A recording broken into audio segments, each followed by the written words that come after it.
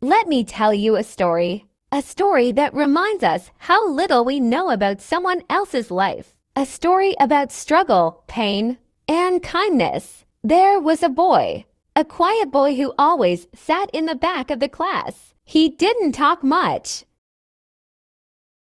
He didn't smile much. But what stood out most was that he fell asleep in class every single day. At first, the teacher thought it was just laziness. She'd clear her throat loudly, hoping to wake him up. Sometimes she'd tap on his desk. Other times, she'd call his name, but nothing seemed to change. Day after day, there he was, head down, eyes closed. His grades began to suffer. His classmates began to whisper. Some even started to mock him. The teacher's patience wore thin. She was tired of it. One afternoon, while explaining a lesson, she noticed he was asleep again. She snapped at comma. She slammed her hand on his desk. The sound echoed through the room. The boy jolted awake. "Why are you always sleeping?" she said, angry. "You're lazy. I'll have to call your mother." The class burst out laughing.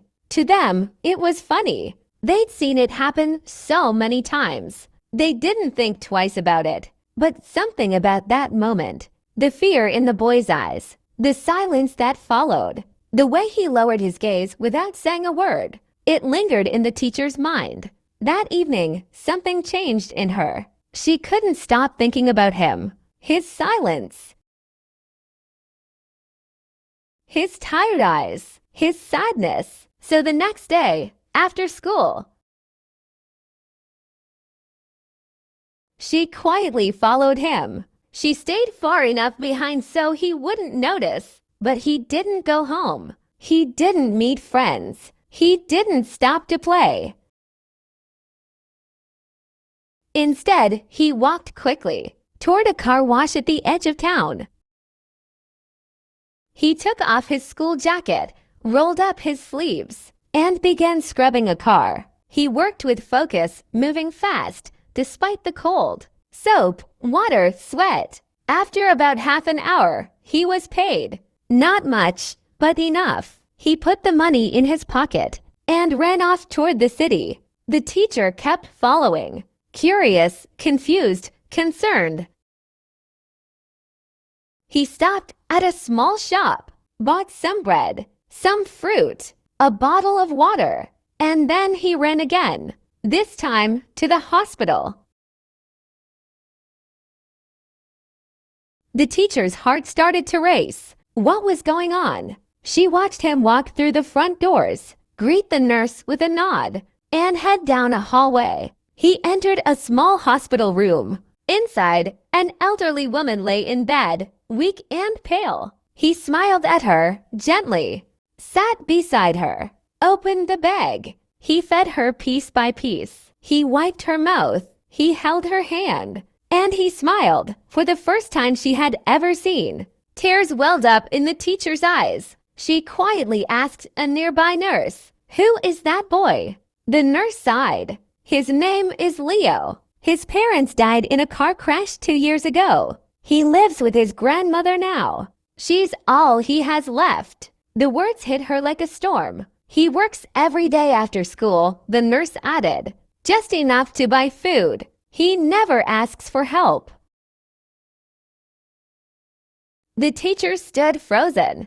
Everything made sense now. The sleeping, the silence, the pain he tried to hide. That night, she couldn't sleep. She kept replaying it in her mind. How wrong she had been. How blind. The next morning, in class, Leo was sleeping again. Some kids started to whisper.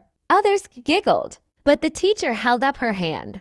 "No," she said softly. "Let him rest." She walked over to his desk, gently placed a blanket over his shoulders, and left a small note beside him. When he woke up, he looked around, confused. Everyone was smiling, and on his desk was a pile of money, more than he had ever seen in one place. He looked up, startled. "Why, what is this?" The teacher smiled. "It's from your classmates. They wanted to help your grandmother. Leo didn't know what to say. His lips trembled. His eyes filled with tears. For the first time, he didn't feel alone. For the first time, he felt seen. And in that classroom, surrounded by his peers, he learned something powerful. Kindness can begin with understanding. And even one small act can change someone's entire world.